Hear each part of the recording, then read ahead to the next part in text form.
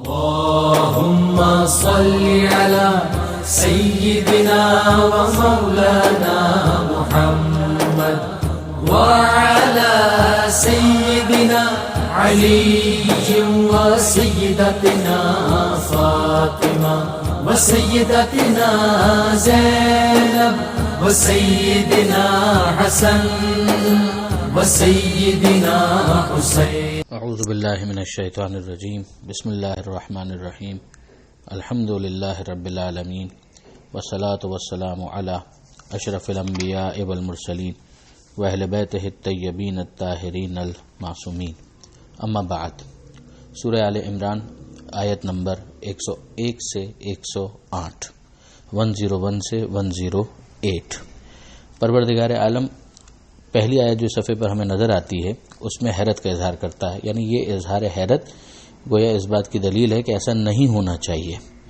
کہ کیسے تم کفر کی طرف جا رہے ہو، کیسے تم انکار کر رہے ہو. وَأَنْتُمْ تُتْلَى عَلَيْكُمْ آیات اللہ، جبکہ تمہارے درمیان آیتوں کی تلاوت کی جا رہی ہے.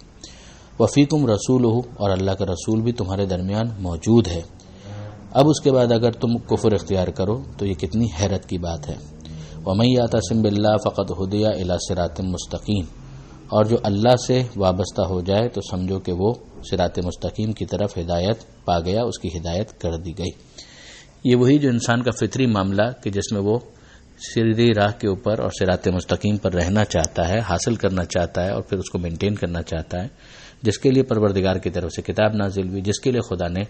رسول کو بھیجا. تو اب اس کے بعد اگر رسول فزیکلی موجود نظر بھی آ رہے ہیں، پھر اگر کفر ہو جائے تو یہ تو بہت ہی حیرت کی بات ہے. پیچھے ہم اس آیت کو پڑھ چکے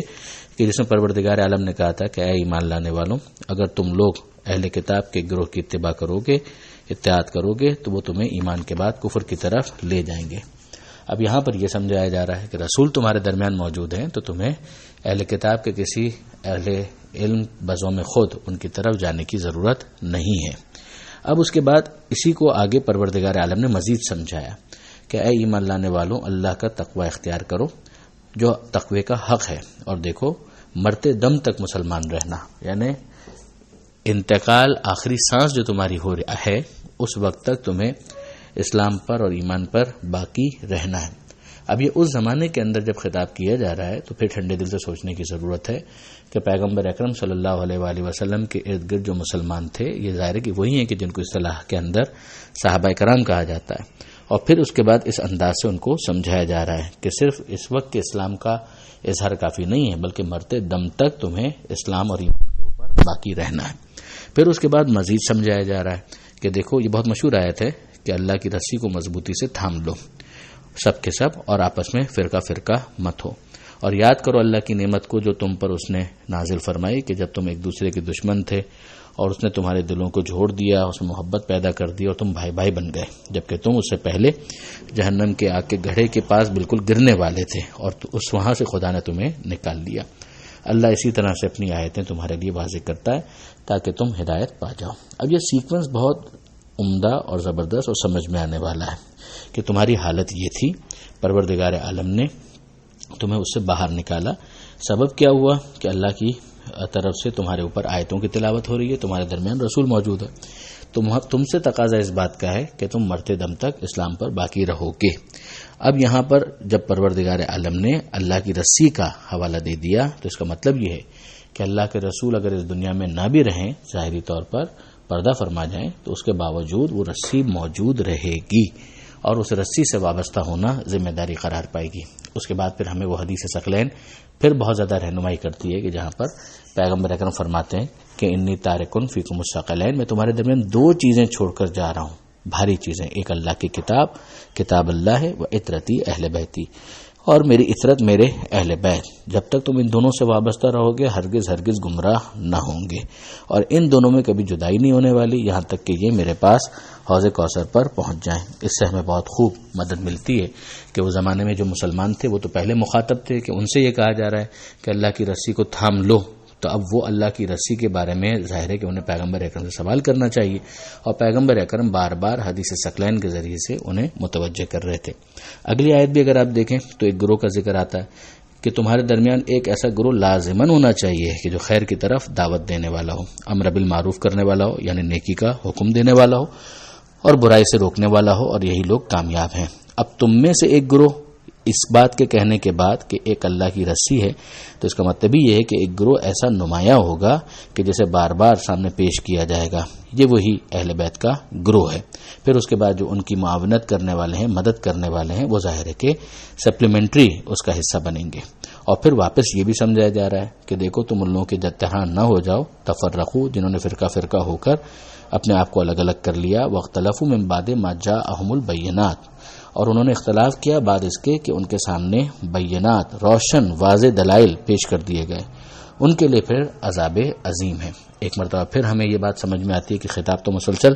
مسلمانوں سے ہو رہا ہے، تو ان کو یہ سمجھایا جا رہا ہے کہ تمہارے سامنے بینات آ چکے ہیں، تم ان لوگوں کی طرح مت ہو جانا کہ بینات آنے کے بعد، روشن دلیلیں آنے کے بعد تفرقے میں پڑ جاؤ، اختلاف میں پڑ جاؤ۔ حدیث ثقلین ہماری رہنمائی کر رہی ہے کہ اس کے ذریعے سے آل محمد اور قرآن مجید سے جوڑنے کا حکم دیا گیا ہے، اور پھر یہاں پر یہ سمجھایا جا رہا ہے کہ اگر تم نے نہیں کیا تو پھر ہوگا کیا۔ وہ لوگ جنہوں نے ایسا کیا تھا ان کے لیے کیا تھا؟